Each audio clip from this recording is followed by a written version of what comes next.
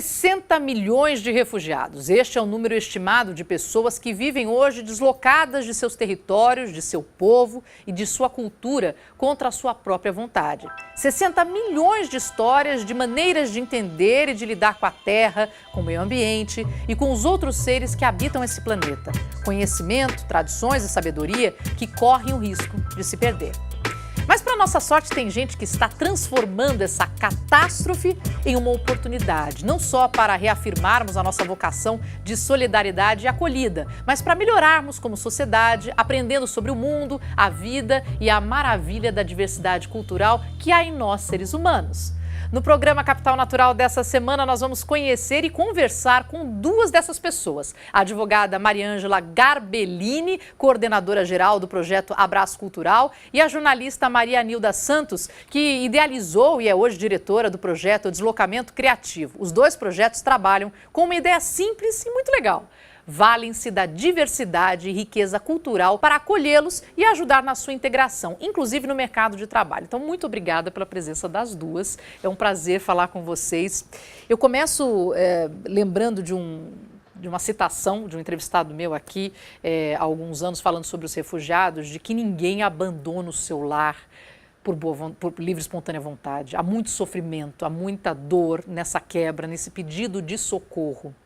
E hoje, isso sempre me marcou, né? Porque é uma visão que às vezes as pessoas se esquecem, que esse pedido de auxílio é um pedido de socorro. Não é uma pessoa apenas incapacitada, resolveu largar de um dia para o outro, estou mudando de país. É muito sofrimento envolvido e a atenção que a gente tem que dar para essas pessoas é com muito acolhimento. Mas é uma troca, né? A gente esquece que tem essa troca. E São Paulo tem sido um ponto de apoio para muitas dessas pessoas, para milhares desses refugiados de vários pontos do país. Queria entender um pouquinho de vocês, como é que está essa situação, como é que está a situação dos refugiados aqui em São Paulo. Nilda, por favor. Então, São Paulo é uma cidade que atrai por causa da riqueza da cidade, porque tem muito movimento, né?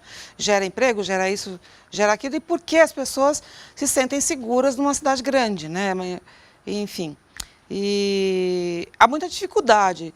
Isso varia um pouco de grupos por grupo. Então, por exemplo, os africanos têm muito mais dificuldades de se inserir aí no mercado de trabalho, por causa de todo o problema que a gente vive de preconceito no Brasil. E aí soma com essa questão do tema refugiado, que as pessoas não entendem muito bem o que significa. Isso não significa que os árabes e outros grupos também não tenham dificuldade. Só são dificuldades diferentes, né? Todos eles têm dificuldade com a língua. Mas, sobretudo, eles dizem, já faz muitas conversas que a gente tem, que antes da língua, e é comum quando eles chegam num país, mesmo sendo aqui no Brasil ou em outro, que a primeira coisa que se oferece é a língua. E ele diz, não, está errado, vocês deviam oferecer atendimento psicológico.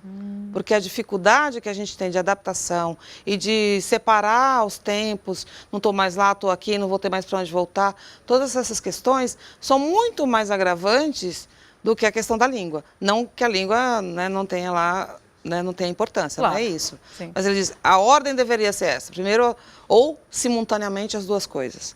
Agora, São Paulo parece uma cidade tão lotada, tão cheia de opções e tudo mais. É realmente o melhor lugar para essas pessoas? Até porque tem mais estrutura de acolhimento também, não, Mariângela? Sim, com certeza. Acho que aqui tem já várias organizações que trabalham com isso, tem uma outra política pública para fazer esse acolhimento.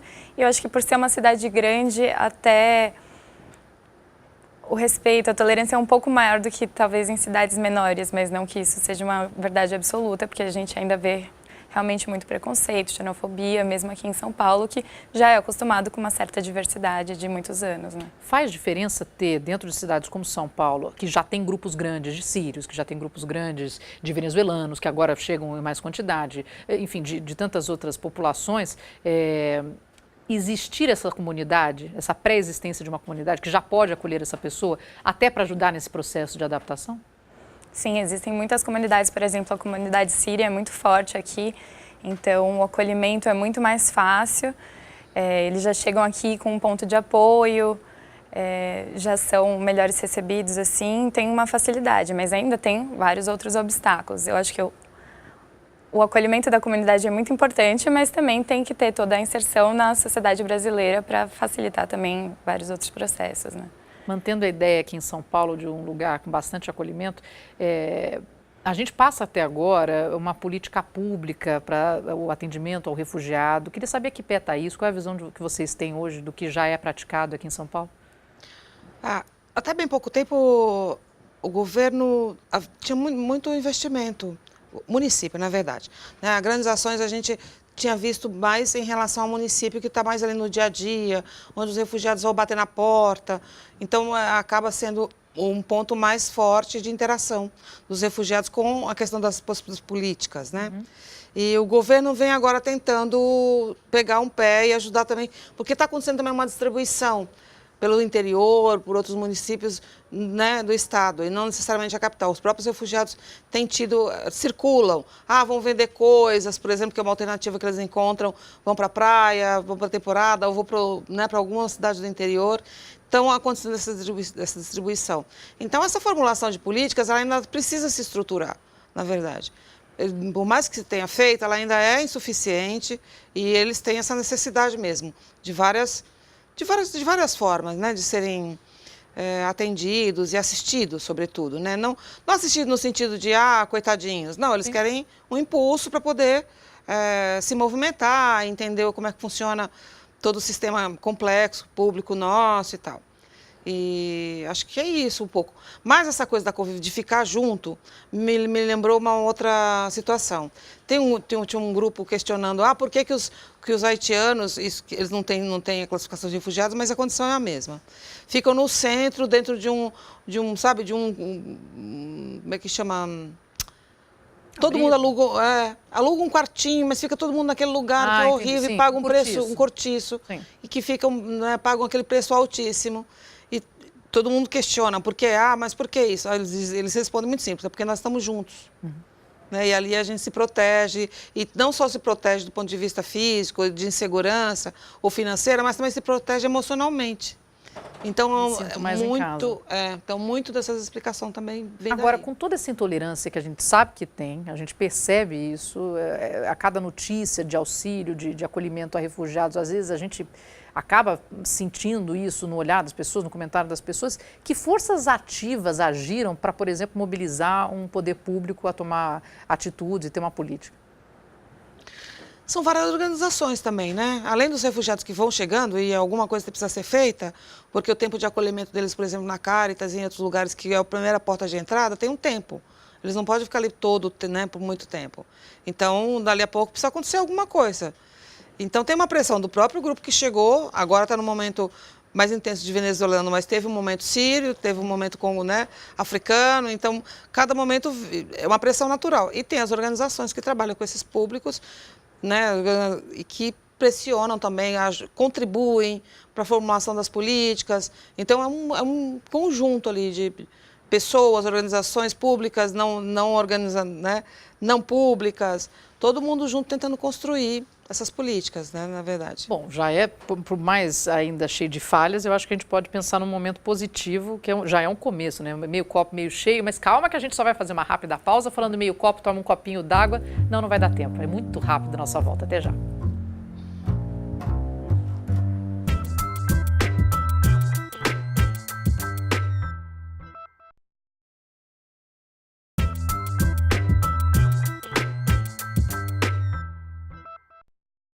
Estamos conversando hoje sobre acolhida de refugiados através da arte e da cultura com Mariângela Garbellini, coordenadora do projeto Abraço Cultural, e Maria Nilda, diretora do projeto Deslocamento Criativo. Retomando o final do último bloco, Mariângela, você acha que pelo menos é um começo, é positivo isso? E aí já coloco uma outra pergunta. Essa sensação de aumento de intolerância é verdadeira ou nem tanto? Acho que o trabalho em rede está sendo bem importante. Para a causa do refúgio, tem muitas organizações trabalhando com essa questão, tem o poder público, tem pessoas físicas fazendo o que está no seu alcance assim, para ajudar. Então, eu acho que tem essa onda de acolhimento e de tolerância, sim, mas aos poucos, assim, porque eu acho que tem muita gente que ainda não entende o que os refugiados estão fazendo aqui, que eles são iguais a nós, que todo mundo está propenso a passar por a mesma situação que eles estão passando. Então, acho que falta um pouco de empatia, mas eu acho que é um movimento que está aumentando e está melhorando a cada dia, assim. Ainda mais, por exemplo, com essa reportagem hoje, aumentar a sensibilização, o alcance da causa do refúgio é muito importante, a gente está sempre discutindo esse assunto. Né? Eu acredito na evolução, mas o Homo sapiens está meio lento, né? A gente continua no processo tribal, qualquer estranho que chega não é parte. Ai, meu Deus do céu, Nilda. E fala um pouquinho do deslocamento criativo, quer dizer, primeiro, como é que você entrou nisso, a trabalhar com refugiados, e o que é o deslocamento criativo? Então, minha história com o trabalho com imigrante e refugiado já vem de uns 15 anos, mais ou menos. Anteriormente, eu era cofundadora de uma instituição que trabalhava com cultura árabe e africana e com imigrante e refugiado. No início, mais com imigrante, depois cresceu a grande demanda de refugiados e a gente foi incorporando com isso.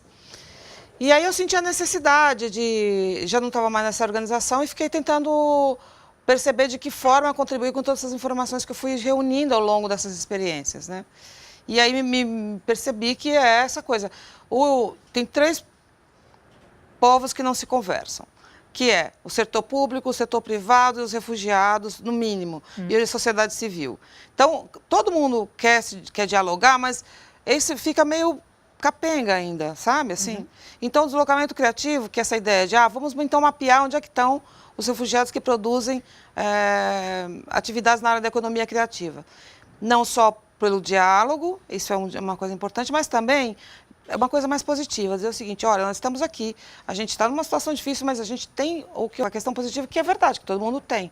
Então tem a música, tem a dança, tem a arte, tem a moda, tem a gastronomia, tem muita coisa que gira a economia da cidade, eles estão produzindo aqui.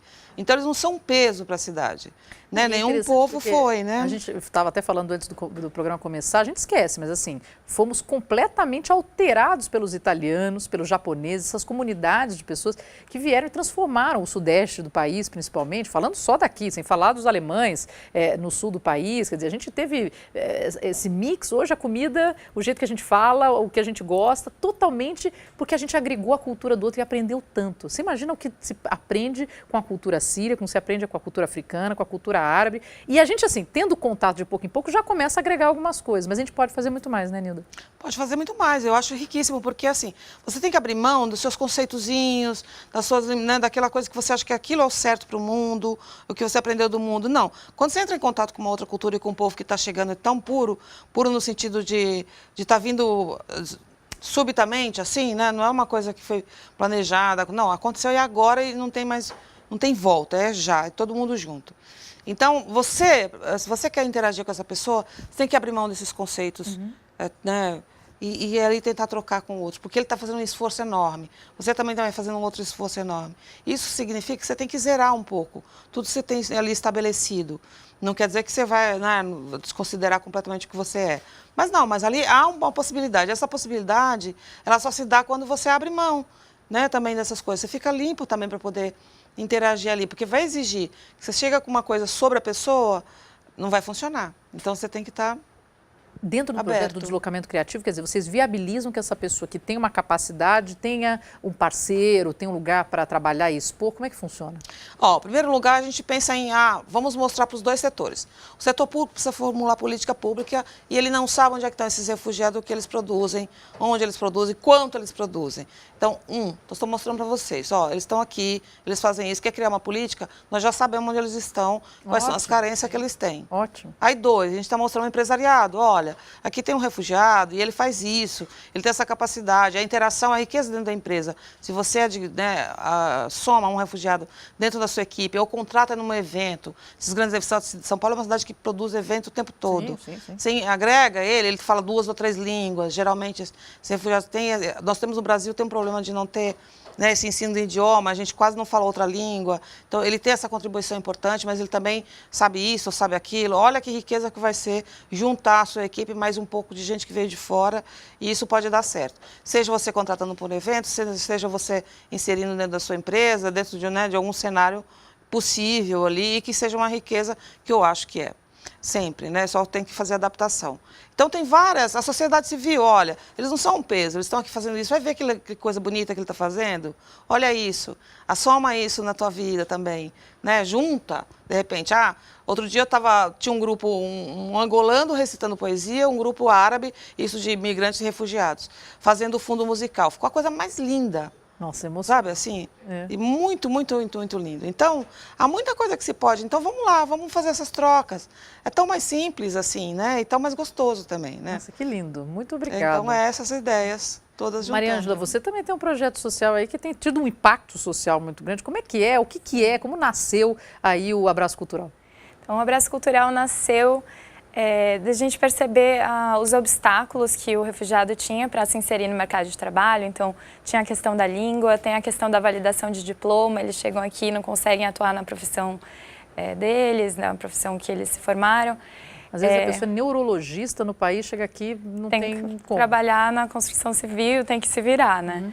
E aí tem toda a questão psicológica que atinge eles. Então, tem vários obstáculos, ainda tem muito preconceito do empregador que não sabe se o refugiado está aqui legalmente ou não, porque eles carregam um pedaço de papel como se fosse o documento deles, né? Então, é difícil, ainda tem muita ignorância, né, nesse sentido.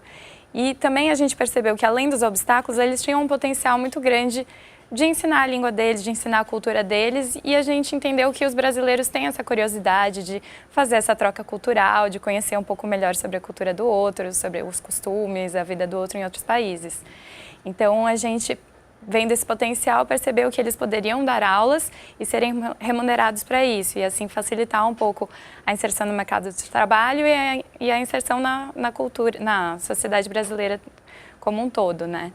Então, a gente faz a capacitação pedagógica profissional deles, a gente tem uma equipe pedagógica pronta para isso, faz toda uma preparação para eles estarem na sala de aula, porque é isso, muitos não eram professores nos países de origem, mas chegam aqui e precisam se virar. E também fazem todo um acompanhamento para eles se sentirem à vontade na sala de aula e conseguirem mais autonomia e buscarem também empregos em outras áreas. Né? Então, agora, quem busca a aula? Quem que está interessado e paga para fazer essas aulas? A gente tem um público bem variado, assim. A gente vê que no começo eram pessoas mais curiosas, assim, para conhecer um pouco mais da causa do refúgio, da cultura dos outros. Hoje a gente tem se consolidado como um curso de idiomas de qualidade, então muita gente que quer um curso mais acessível tem procurado a gente tem um valor abaixo da média de mercado, que atrai bastante gente, então é mais acessível a todo mundo. Isso que a gente quer trabalhar nessas duas pontas, assim, na remuneração dos professores, mas também na acessibilidade à educação de idiomas para todo mundo. Onde as aulas acontecem e quem são, né? Qual a origem desses professores na média, assim, quais pessoas você tem? Sim, a gente tem cursos regulares em Pinheiros, mas a gente também dá aulas particulares, aulas em empresas. A gente faz workshops também, eventos, palestras. E nossos professores, maioria Síria, Congo, Haiti, mas é bem variado. São 20 professores de 15 nacionalidades diferentes. Então, olha que interessante. Tem o mundo inteiro dentro do Abraço. É uma ONU. É uma ONU, é incrível. Olha que interessante. Agora, eu imagino como que esses refugiados chegam a vocês duas?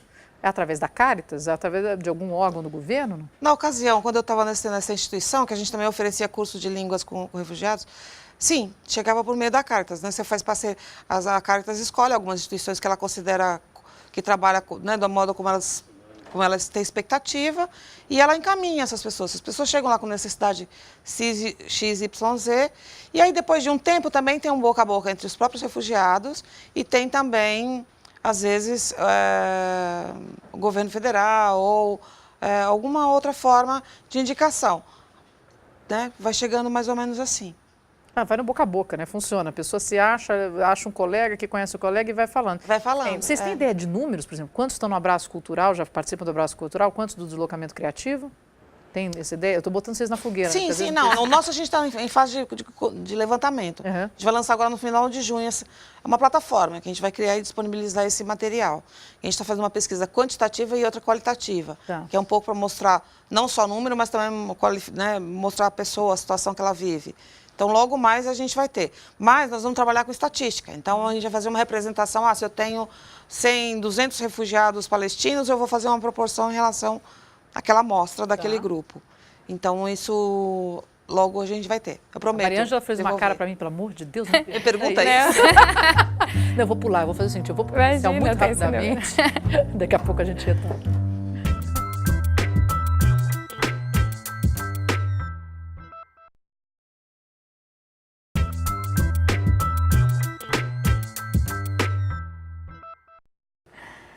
Estamos de volta com Capital Natural, hoje conversando sobre a acolhida de refugiados através da arte e da cultura, com Mariângela Garbellini, coordenadora do projeto Abraço Cultural, e Maria Nilda, diretora do projeto Deslocamento Criativo.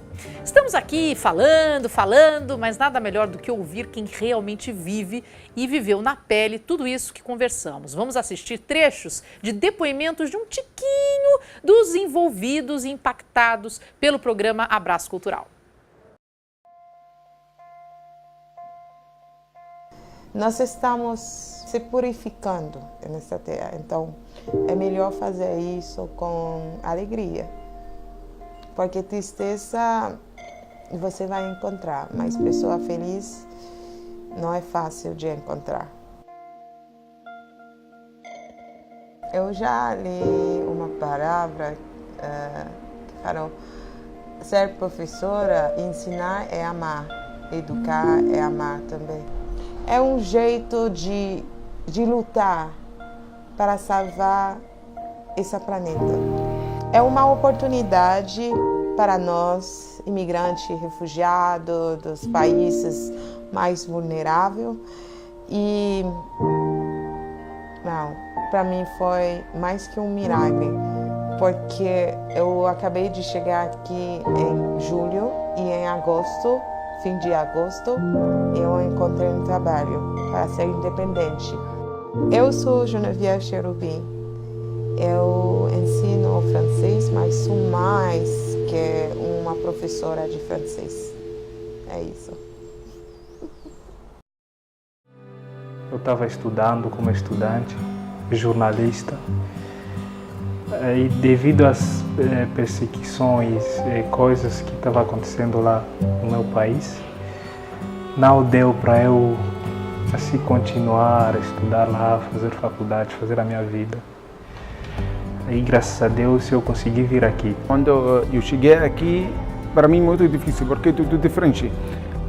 Língua, cultura, pessoal e tudo. Quando eu vou começar a me ensinar a outra pessoa língua francesa, e para mim é legal, é muito bom, porque eu também vou aprender português. O curso é muito importante, não é só para nós como refugiados, já imigrantes aqui no Brasil, é muito importante para os brasileiros mesmo, porque além de aprender a língua, eles vão aprender a cultura. حرية, Peace, Fraternité, Hub, Exchange, união, Diversity, خبرة.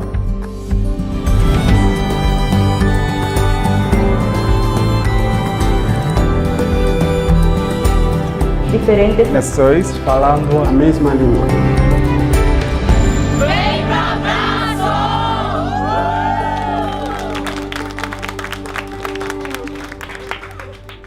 Olha, você sabe que me emociona um pouco, porque você vê a pessoa voltando a pertencer. Uhum. Tem lógica isso, assim? Ela volta a ser alguém, a ser reconhecido, né? Uau, parabéns. Obrigada. Parabéns. Isso se amplie. Com certeza. Agora, eu queria entrar um pouco mais na veia, na carótida, da importância dessa troca cultural, né? Da arte, da música, da cultura, da culinária. Como é que a gente se enriquece com isso? A começar você que já está no abraço aqui, todo mundo. Sim. Eu acho que é muito importante essa troca cultural que tem dentro e fora da sala de aula. Os professores que estão aqui muitas vezes sozinhos, terem contato com a cultura brasileira por meio dos alunos. Então, não só da cultura brasileira, da língua, mas também eles têm no aluno um ponto de contato aqui, eles criam um vínculo muito forte. É importante para facilitar a inserção dele na sociedade e também do aluno, assim, o que ele recebe em troca, assim, de aprender sobre culturas diferentes, culinária, música, dança, história, porque às vezes o que você vê sobre a cultura do outro país é muito manipulada pela mídia, assim, muito estereotipada. Então, você tem realmente contato com a realidade, né? Então, eu acho que os professores gostam muito disso, de poder falar da cultura deles de um jeito diferente, assim, ver que tem gente interessada e ver que tem gente aprendendo com o que eles estão ensinando. Vocês agora, essa tecnologia social já está indo para outros países, é isso? Isso, a gente está em Barcelona e em Paris também. Olha que além legal. do Rio de Janeiro. Já há quanto tempo? Do Rio de Janeiro já tem 2 anos Uhum. e agora já faz uns 6 meses que está na Europa. Vocês tiveram a iniciativa de apresentar lá ou foi uma busca de lá para cá? Na verdade foram 2 pessoas que vieram para cá, uma brasileira e uma francesa, que conheceram, se apaixonaram pelo projeto e resolveram replicar lá. Então a gente passa bastante, assim, é um projeto para ser replicável, assim, para ser escalonável, mas elas estão fazendo do jeito que é mais adaptável ao mercado europeu, assim. E está mantendo o mesmo nome, Abraço Cultural? Sim, na tradução Como é que de ficou cada em língua. francês? Não, em francês todo mundo pergunta, porque não tem uma palavra realmente de abraço que a gente usa como acolhida, né? Entendi. Então lá é couson culturel, então é outra coisa, assim, mas em espanhol é abraço cultural. Olha lá, tá mais fácil. É mais fácil. Nildo, pergunto para você agora, quer dizer, qual que é a importância dessa troca, onde a gente pode, através da arte, né, ter essa relação, essa troca de conhecimento e de cultura? Então, eu não sei se vocês conhecem, vou fazer um merchan aqui de um grupo, uma orquestra chamada Orquestra Mundana Refugi. Não. Ela é um grupo que foi constituído pelo Carlinhos Antunes, que é um músico famoso. Ela tem se apresentado, teve um apoio muito grande do Sesc. E ele tem se apresentado, são 23 músicos mistos do mundo inteiro. Olha. E é maravilhoso, eu recomendo que todo mundo possa assistir Repete o trabalho o que nome? chama Orquestra Mundana Refugi. Tá. E ela se apresenta muito aqui em São Paulo, geralmente o Sesc tem apoiado bastante, então pelas unidades, vai ter uma no Museu da Casa Brasileira no Dia das Mães, por exemplo. Mas o fato que eu quero dizer são 23 músicos mistos de africanos, imigrantes e refugiados. Esse é um retrato um dos mais ricos que a gente pode dizer de miscigenação de culturas, de como esse grupo foi composto.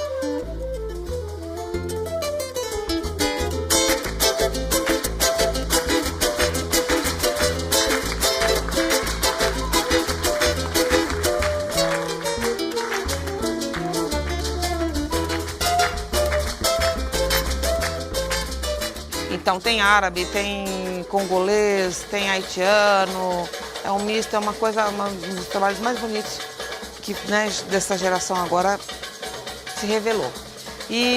Mas aí no dia a dia, assim, é interessante porque eu sigo uma pessoa que eu ajudo desde que ele chegou aqui, e ele me ajuda a ser uma troca, que é um cineasta palestino.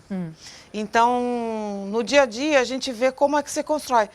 Há um tempo eu trabalho nos bastidores de cinema e ele também é produtor.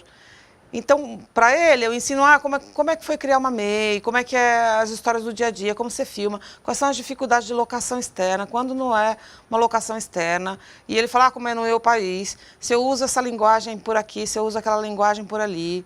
Então, dentro do cinema, por exemplo, eu acho que é riquíssimo essa troca, porque a forma como ele vai contar a história é diferente do ocidental, quando a gente vai contar. Né? A narrativa. A narrativa, por exemplo, o projeto de deslocamento criativo vai ter vários videozinhos contando a história desses imigrantes. Ele é um dos que vai construir essa narrativa junto.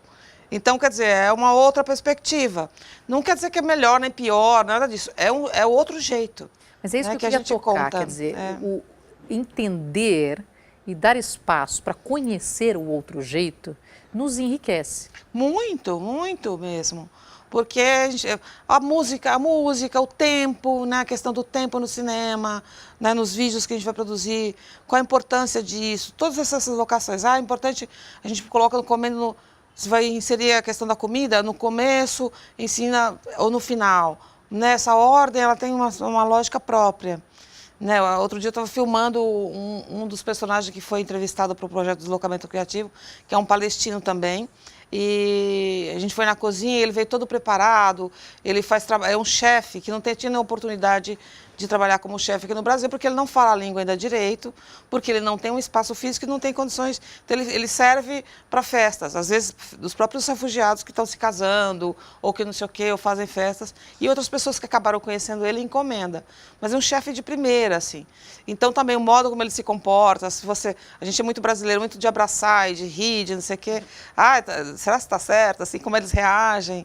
Né, tem uns choques culturais interessantes. Eu acho interessante, eu acho super interessante. Do simples, a gente fica chocado com o carioca dando 3 beijinhos. Até isso a gente, né? Imagina você chegar numa pessoa que nem beijar beijo, você já chega lá. Uma fase de receber refugiado da época do carnaval. Aqui em São Paulo estavam os blocos de rua. Foi um tempo que chegou muito refugiado. né? Logo que começaram o sucesso dos blocos de rua. Gente, eles chegaram, logo começou, todo mundo dançando. isso? Falei, gente, todo mundo, eles me diziam, Nilda, pelo amor de Deus, todo mundo dançando o tempo todo e beijando. Bem-vindo ao Brasil.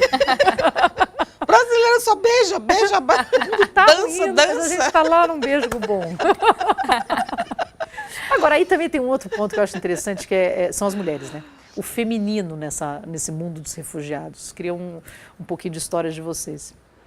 Olha, no abraço todas as nossas professoras. E abraço, não é beijo, tá? Então... Todas as professoras vieram para cá sozinhas, são solteiras ou deixaram marido, assim, mas vieram para cá sozinhas e são super independentes, super fortes, assim, estão se empoderando bastante aqui, aprendendo a língua. Mas elas já chegam independentes ou elas se tornam? Acho que elas já eram um pouco, mas elas têm se tornado, mas então você vê uma mudança, assim, de atitude delas, que a partir do momento que você dá instrumentos, que você possibilita as trocas culturais, tudo, então elas aprendem muito com a gente e vão se adaptando e vão se fortalecendo nisso, né? Tem um papel que a gente também ajuda nisso, porque, de novo, é uma troca, né? No começo tinha muito, às vezes, as que eram casadas, o marido cuidando do negócio. Então a mulher produzia e ele negociava. Isso existe ainda. Quem está chegando, por exemplo, que ainda vem numa história. Então isso acontece. Mas que as mulheres são muito fortes, elas são. E as africanas, então, são 3 vezes mais. Porque elas já vêm de uma situação muito dura, vêm sozinhas muitas vezes, porque o mais comum era o homem vem e depois ele traz a mulher. Mas muito mais, né? Uma quantidade de homens exato. do que de mulheres. E depois eles traziam a mulher. Mas, às vezes, dependendo da origem do país, a mulher vem direto, vem primeiro. Angola, por exemplo, vem direto a mulher. Porque, às vezes, o marido é mais difícil de conseguir autorização. Tá. Então, ela vem direto. Então, é ela que se cria o filho, que trabalha, que não sei o quê, que arruma onde morar. Então, ela é um esforço, assim, hercúleo, sabe? Assim, eu acho realmente... Eu falo, nossa, acho que eu achava que eu era lutadora, tô achando que... Estamos na pluma, né? A gente se acordar um dia, você não poder mais viver onde você está, ter perdido boa parte da família, viver num terror horroroso, trocar de país, chegar lá e não ser bem recebido.